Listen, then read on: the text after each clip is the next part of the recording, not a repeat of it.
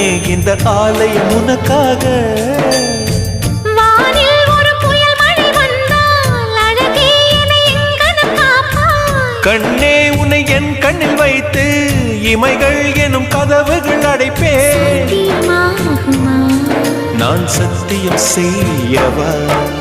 தொடு தொடுவெனவே வானவில் என்னை தூரத்தில் அழைக்கின்ற நேரம்.